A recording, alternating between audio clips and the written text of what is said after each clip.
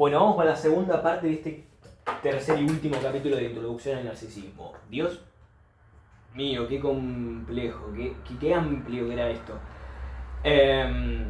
Ahí voy a subir la primera parte. Así que, míralo, papito.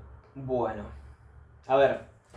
Nada, tengo acá el libro, pero más que nada por si hay alguna frasecita, así te leo textual, pero por ahora yo tengo todo apuntado, así que no tengo drama. Entonces, después de haber hablado de esta nueva instancia particular, sí, que lo podríamos llamar también como conciencia moral,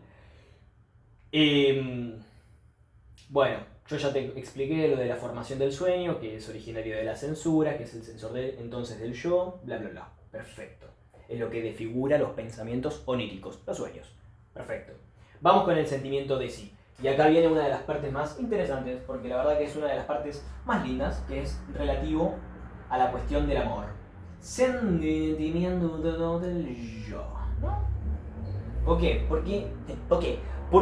Porque acá nunca hemos dejado de hablar de que el yo, entonces, como ideal del yo, como sustituto del narcisismo originario, tanto este sistema organizativo como lo que lo vela, o sea, la conciencia moral, está...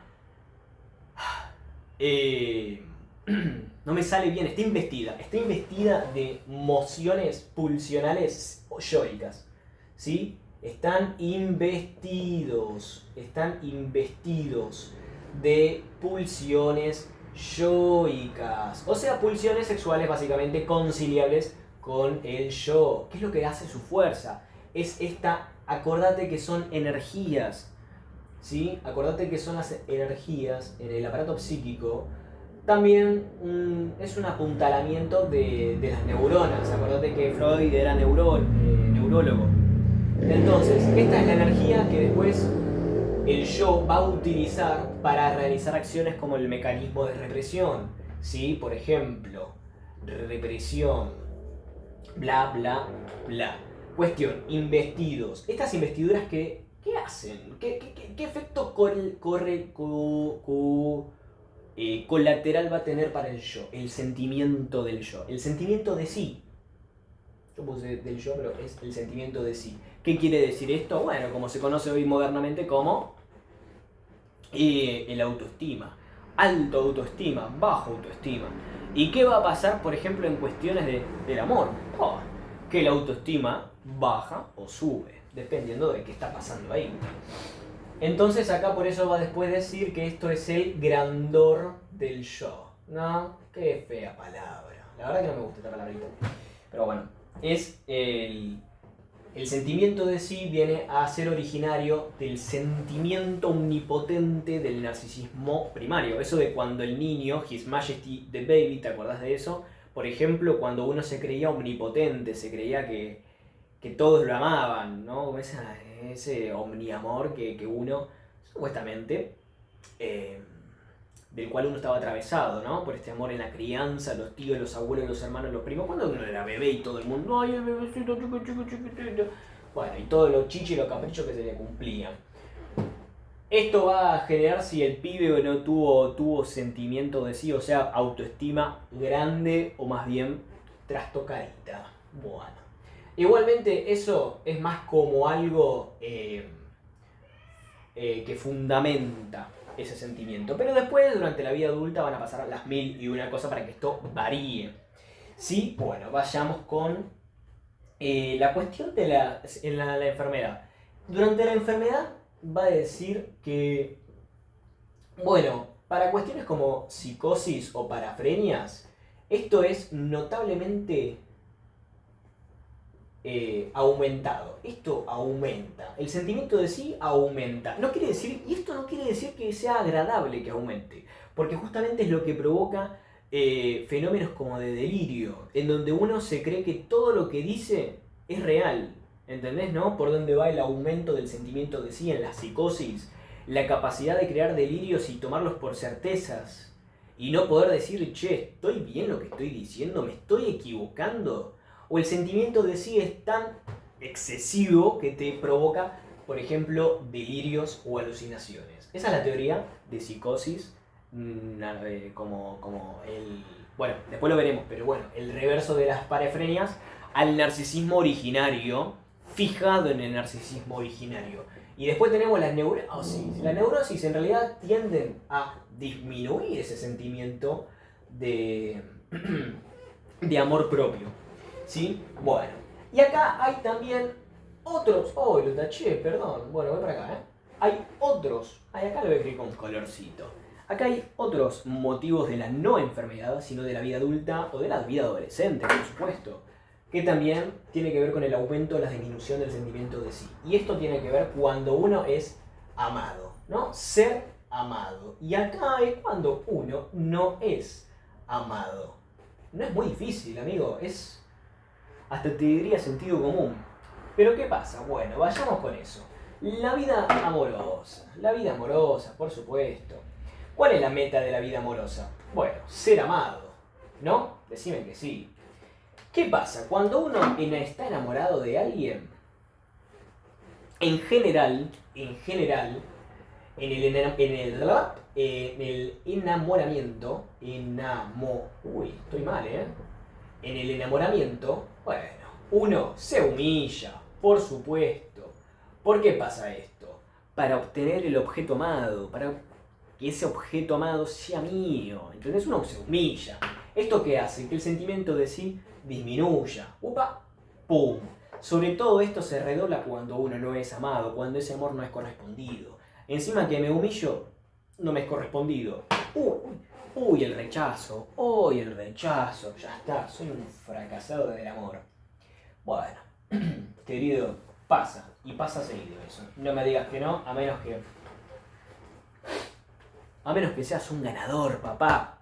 Bueno, vayamos con la cuestión. Bueno, cuando uno está enamorado, bueno, sacrifica un fragmento del yo. Eso es la razón de esta palabra que es la humillación. Sacrificio yoico. Te entrego algo mío para que me otorgues tu amor. Y bueno, aparte se entiende el enamoramiento no como, por ejemplo, me gusta esta persona, me gustaría tener una noche de sexo con esa persona, porque esto en el enamoramiento, más allá de la voluntad de uno, es más bien un desborde, y es un desborde pulsional. Por eso acontece en el enamoramiento una especie de casi patológica actitud de no medir lo que uno hace o dice. O cuando uno queda en shock frente a tu crush, frente a esa persona que es platónica o no es platónica, pero hermano, estás actuando como si fuese inalcanzable y es uno más que vos. Bueno, ¿por qué? Porque el objeto sexual se vuelve, esto más adelante pero no importa, un ideal sexual. O sea, lo que te dije en el anterior video, cuando la pulsión se dirige hacia objetos, por ejemplo, objeto que es sinónimo o igual a otro o yo, la idealización agarra estos objetos, los aumenta y cuando es otro, entonces estamos hablando de un ideal sexual. Este objeto sexual se vuelve un ideal sexual. Bueno, eso va a ser más concluyente de la cuestión de la vida amorosa relativo a la conciencia moral, el narcisismo, etc. Bueno, entonces, bien. Otro fenómeno del tema del narcisismo es lo que va a decir Adler, otra vez metiendo sus tesis, que son muy buenas la verdad. Son las que hizo justamente a Freud hablar del asunto. Y es el tema de que las propias inferioridad del órgano, o sea, cuando te falta un órgano porque sos discapacitado de alguno de ellos o tenés alguna lesión crónica, esto hace, y un fenómeno muy extraño que después va a hacer que Freud revea toda su teoría, es que la propia inferioridad del órgano se haga que la vida sea más productiva, o sea, rinda más. ¿Qué significa esto? Bueno, pone ejemplo después Freud. Dice, cuando algo del narcisismo está perdido por cuestiones de la naturaleza, por ejemplo, que hayas perdido de la naturaleza o de la vida accidental, hayas perdido, por ejemplo, no sé, un brazo, una pierna en un accidente de tráfico, o hayas nacido sordo, bueno, eso hace que como, por ejemplo, en la sordera, como artista seas mejor. Es verdad que hay casos, bastante curiosos de hecho, en donde dice que justamente la propia inferioridad del órgano hace que uno sea más productivo en el ámbito que se desafía a sí mismo, capaz midiéndose con respecto a la vara del yo ideal. Pero eso no siempre es así, no todos los músicos son discapacitados y por eso son grosos. ¿Sí? Hay casos famosos, los hay. Pero bueno, igual que eso después a Freud le va a carcomer la cabeza porque va a decir, ¿cómo puede ser? Uy, me pegué los lentes. ¿Cómo puede ser que una persona enferma de neurosis de repente esté mal, y cuando tiene un accidente de tráfico pierde un órgano, de repente se recuperó de la neurosis? ¿Qué? ¿La cura es perder algo del narcisismo? Y no tener vuelta atrás con ello, ¿no? Me refiero. De hecho, yo subí uno de los videos del tema de Dostoyevsky. Dostoyevsky padecía de epilepsia. Según Freud decía que era una epilepsia histérica y que cuando fue a la guerra y lo castigaban y le decían que era, o sea, que era básicamente un recluso, un preso y encima tenía que cumplir con el servicio militar a modo de castigo, toda la etapa durante la carcelación y de la milicia, perdió la epilepsia. ¿Cómo puede ser que haya perdido el síntoma ese, boludo? Estamos hablando de una cuestión fisiológica, bueno, que para Freud era histérico, por tanto psíquico, pero ¿pasa eso? ¿Por qué pasa eso? Bueno, eso lo veremos más adelante, en otro texto de Freud, chaval. Pero muy interesante. Entonces, cuestiones de las investiduras amorosas en el yo. ¿Qué pasa aquí? ¿Qué pasa acá? El yo, reservorio libidinal, ¿sí? Entonces, como una ameba va agarrando objetos, ¿Qué pasa cuando uno de esos objetos es un objeto amado, ¿no? Surge el enamoramiento, un rebalse pulsional. Bueno, lo intenta capturar. Cuando lo captura, ¿sí? Esto es un objeto. ¿Qué pasa? Mira, acá tengo un grafiquito bastante piola. Esto intenta, entonces, amar. El yo ama. Cuando ama, sacrifica fragmentos del yo y se los da al objeto, ¿sí? De hecho, esta captura que se hace mediante una inversión libidinal. ¿Qué pasa acá? Hay un rebajamiento del yo. Hay un sentimiento de sí en el que yo se rebaja por humillación, pero también por otras cuestiones de los que uno es capaz, o sea, por amor, ¿qué sos capaz de sacrificar? Vos amás a algo para obtener este objeto. ¿Qué sos capaz de hacer? Bueno, uno debe decir, no, yo que tengo plata, le compro una mansión, un autito, y la tengo. Eso no es amor, boludo. Estás comprándolo. Estás comprando el objeto. No es comprar, es resignar algo tuyo, dar algo que te falte, ¿entendés lo que es?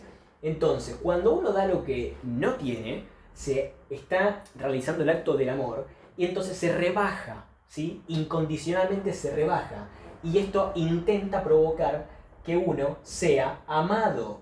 Y esto hace por mecanismo retroactivo que esto, entonces, el yo por el cual uno está como sacrificándose, hay por retroacción, un realce, ¿sí? O sea, el yo vuelve a subir y se equilibra o incluso mejora.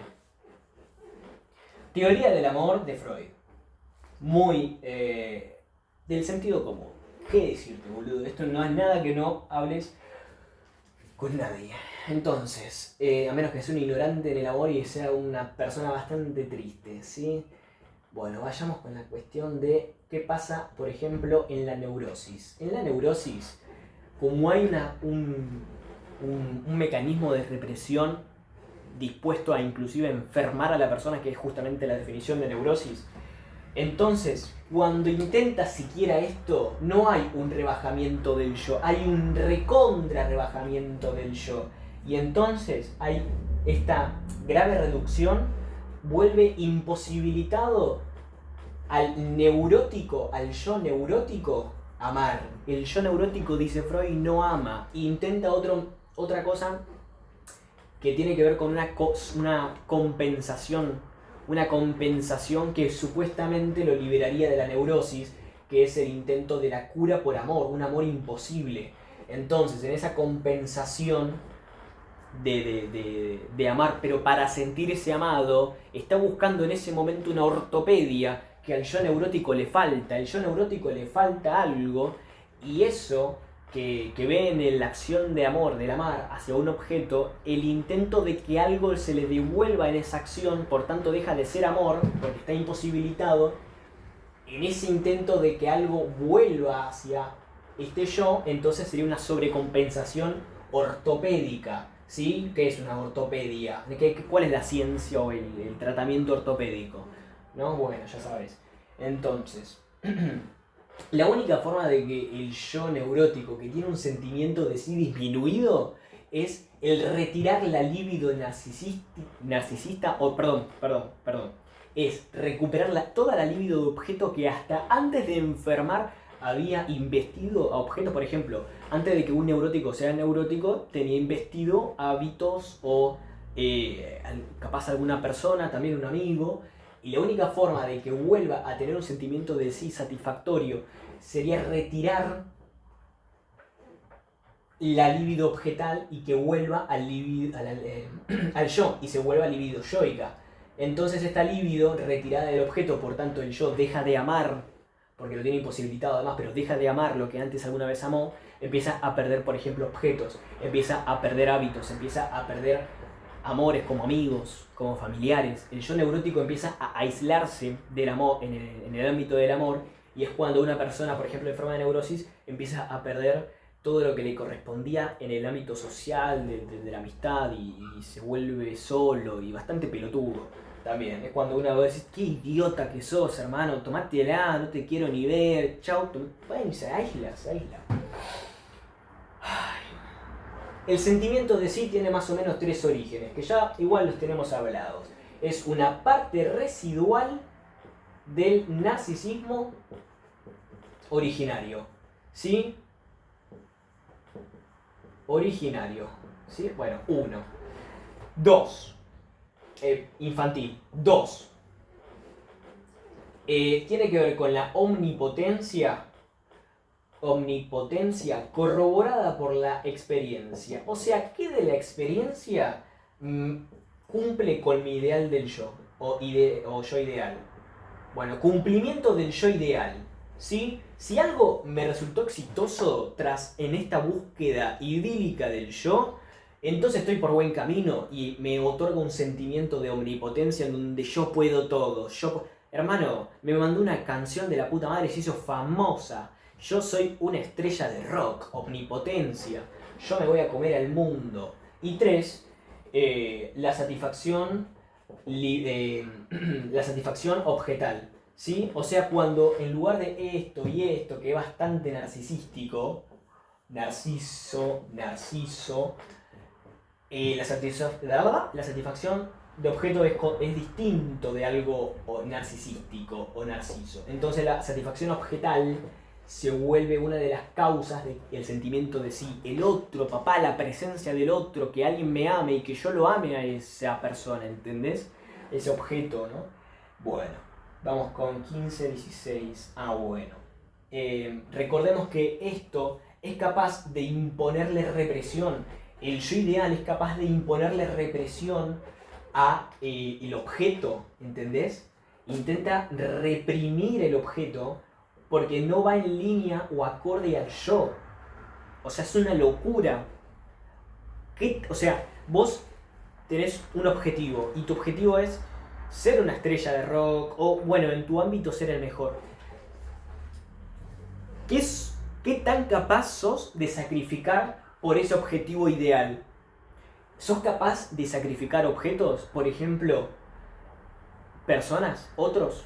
Bueno, que sepas que entonces el yo ideal va a empezar a actuar. Y en esa actuación va a reprimir. Para realizar a todo esto satisfacciones objetales, como hablando de pulsiones sexuales, también podemos no hablar necesariamente de objetos, pero, o sea, sí, de objetos, pero no personas, algo social. Puede ser también cuestiones de pulsiones parciales, autoeróticas, pensamientos, representaciones que uno se les haga de acuerdo. ¿Estoy grabando la concha de la lora? Sí, estoy grabando, papá. Bueno, perdón, estoy ya siendo un poco desordenado, pero es el final, te juro, boludo.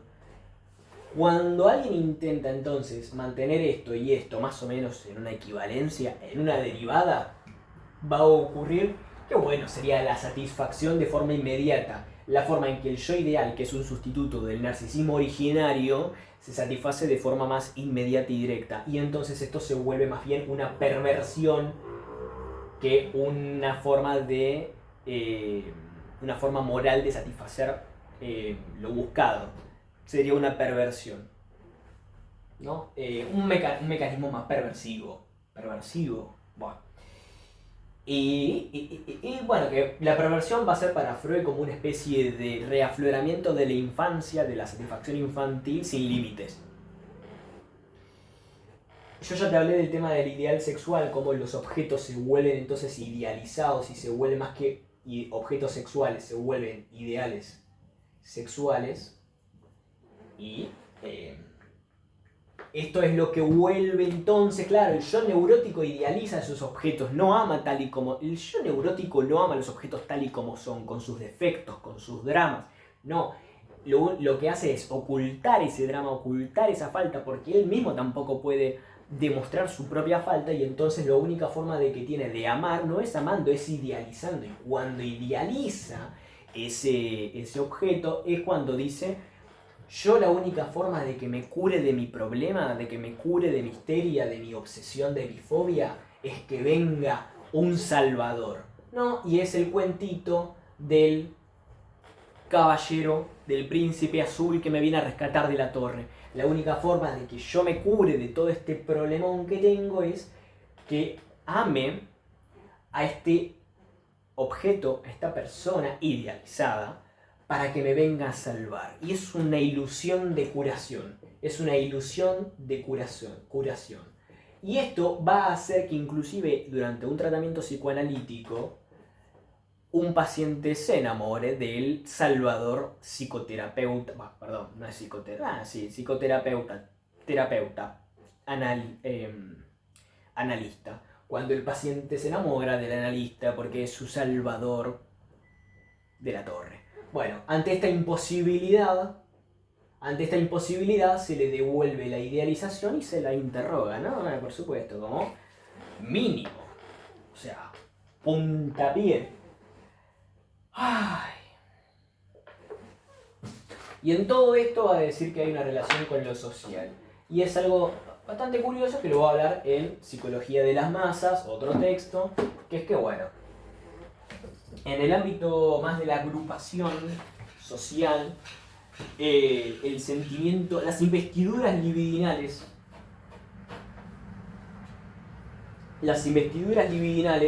más que narcisistas, se vuelven homosexuales, por supuesto. ¿Sí? Libido yoica se vuelve libido homosexual. ¿Qué quiere decir esto? Quiere decir que cada vez que estés, por ejemplo, con una agrupación política, ideológica, no sé, un equipo de fútbol, cosas así, ¿te quieras coger a tus compañeros? Sí. No, bueno, Freud va a decir que no. Esto tiene una... Como dijimos antes, ¿no? Con el tema de la sublimación, acá la meta cambia. Entonces no es homosexualidad entendida como apuntada hacia el objeto directamente, sino que esto tiene una trastocación y la meta cambia, y es más bien el modo en que aparece algo como la amistad o el compañerismo. La meta no es sexual, sino la amistad o el compañerismo. ¿Sí? Te quiero, te amo, te necesito de forma amigable. Y en esto va a pasar que entonces el yo, frente a otro yo, iguales, por eso homosexual, iguales, pero no en un sentido sí o sí de hombre con hombre, mujer con mujer. No, es más con el sentido de pertenencia frente a otro yo. Va a haber acá una conexión gracias a la libido homosexual. Y cuando alguien incumple las metas que se prerrogan acá como contenidas en un grupo social, cuando hay un incumplimiento, y uno se da cuenta de ello, el yo se da cuenta de este incumplimiento, entonces aparece la culpa, la conciencia de culpa. La culpa es entonces una angustia, o sea, esto es igual a angustia social. Cada vez que sientas culpa, amigo Toto, es debido a un factor social. algo está pasando ahí en tu sentido social, que igualmente es indistinguible, no es que hay social o individual, nada. Estamos siempre conectados con el otro. Así que no es necesaria tampoco una distinción tan dura. Es básicamente, entonces, ante todo para Freud, la angustia social por dos razones. Una inconsciente, que es la pérdida de amor de los padres. Y la otra, pérdida de los compañeros o amigos, ¿no? Pero de base compañeros. Bueno, esto ha sido el tercer apartado de la introducción al narcisismo. Espero que te haya gustado, papá.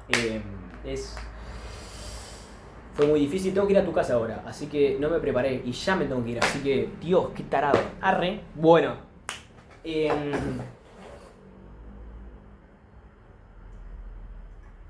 Llevo cerveza. Chao.